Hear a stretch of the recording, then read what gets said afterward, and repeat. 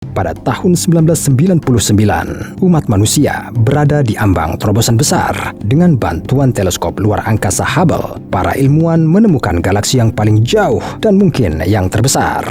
Namun beberapa saat kemudian terjadi penyesuaian tertentu pada penelitian tersebut. Ternyata para astronom tidak melihat galaksi, tetapi sinar cahaya yang dipancarkan oleh satu bintang dipantulkan yang lain dan bersinar tepat di teleskop. Ini bekerja seperti sinar matahari yang memantul dari cermin. Dan konyolnya, kesalahan seperti itu terjadi pada masyarakat ilmiah dengan keteraturan yang mencolok. Dalam video ini, Anda akan mengetahui mengapa NASA masih belum mendepak ilmuwan tertentu karena berbohong. Bagaimana galaksi lahir dan objek apa di semesta yang terbesar, atau setidaknya seperti yang kita pikirkan.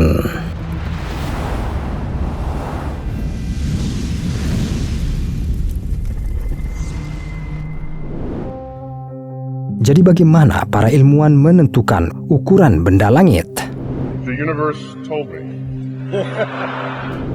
Tentu saja metodologinya sedikit berbeda dari apa yang dijelaskan Neil deGrasse Tyson di sini. Saat ini diyakini bahwa nebula terbesar di luar angkasa adalah NGC 2070, juga dikenal sebagai tarantula. Tapi mengapa kita belum bisa memberikannya penghargaan pertama? Ada tangkapan lain yang menunggu umat manusia. Biasanya, para astronom mengukur jarak antar objek dengan mempertimbangkan kecepatan cahaya. Tapi masalahnya adalah, di dalam nebula bisa jauh lebih rendah dari yang tidak biasa. Dan itulah mengapa hampir tidak mungkin untuk menentukan batas yang tepat dari area ini. Mungkin setidaknya bintang akan membuat tugas lebih mudah.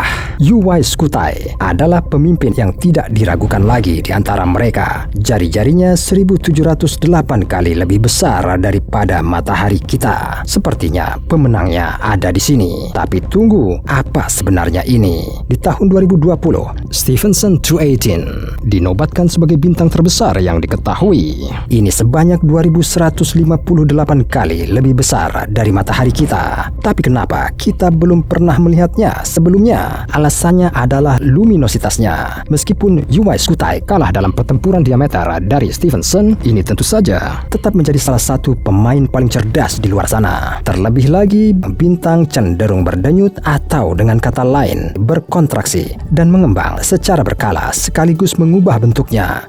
Tetapi jika kita tidak dapat menentukan ukuran bintang yang tepat, lalu apa yang kita lakukan dengan objek yang lebih besar, dengan lubang hitam misalnya?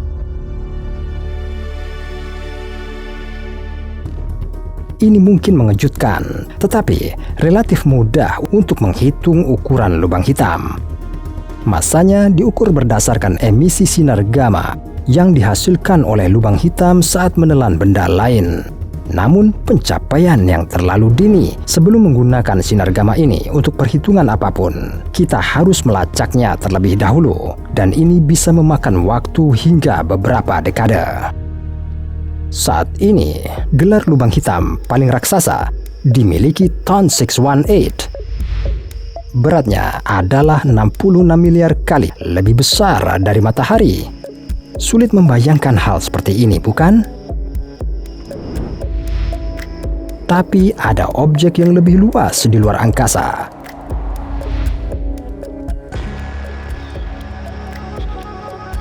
Ketika lubang hitam menyedot semua yang ditemuinya di jalan, ia membentuk corong besar yang pada gilirannya membentuk seluruh galaksi. IC 1101 adalah galaksi elips super raksasa. Ada sekitar 250 miliar bintang di Bima Sakti, sedangkan di IC 1101 saja ada 1000 triliun di antaranya. Galaksi terletak 1,04 miliar tahun cahaya dari bumi di konstelasi Virgo. Sangat mungkin ini adalah galaksi paling raksasa yang diketahui. Tapi apakah kita benar-benar yakin jika kita masih belum bisa mencapai kesepakatan umum tentang ukuran Bima Sakti kita sendiri? Teleskop luar angkasa Hubble telah membantu mengungkap rahasia alam semesta dan menetapkan bahwa kecepatan ekspansi Bima Sakti jauh lebih tinggi daripada yang diandalkan para peneliti sebelumnya. Mungkin Bima Sakti ini tidaklah terlalu kecil. karena ternyata terus berkembang 10 kali lebih cepat dari yang kita duga sebelumnya. Tetapi apakah ini berarti bahwa ukuran benda langit lainnya juga bisa salah dihitungnya? Jika demikian, mengapa kita tetap mempercayai para ilmuwan alih-alih mengusir mereka dari NASA dan menyebut mereka penipu? Mungkin dengan semua kesalahan ini sudah saatnya kita tidak perlu membuat daftar objek terbesar, tetapi menciptakan dinding rasa malu yang menampilkan ilmuwan paling tidak jujur. Masalah utama di sini adalah bahwa semua bukti adalah murni tidak langsung. Dalam astronomi, tidak ada otoritas tertinggi yang dapat mengkonfirmasi atau menyangkal semua kecurigaan manusia. Informasi yang dikumpulkan datang bersama-sama dengan sangat lambat, seperti teka-teki jigsaw ekstra sulit. Tapi kemudian bagaimana kita bisa menentukan objek terbesar di alam semesta? Dan bagaimana jika kita tidak perlu mencari objek itu sendiri, melainkan ketidakhadirannya? Mungkin hal yang paling menarik di luar angkasa bukanlah benda langit yang membentuk gugusan, melainkan sebaliknya. Void, tempat yang bahkan tidak berisi materi. Pada 2004, para cendekiawan menemukan super void Eridanus. Menurut proyek awal tindakan, ini membentang di 1,8 miliar tahun cahaya.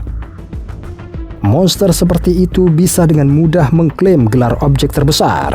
Tapi bisakah kekosongan dianggap sebagai objek? That's kind of freaky right there. Dan jika bisa, bagaimana kita menentukan ukuran materi yang tidak ada ketika ada ruang hampa yang sempurna? Bukan tugas yang mudah, bukan?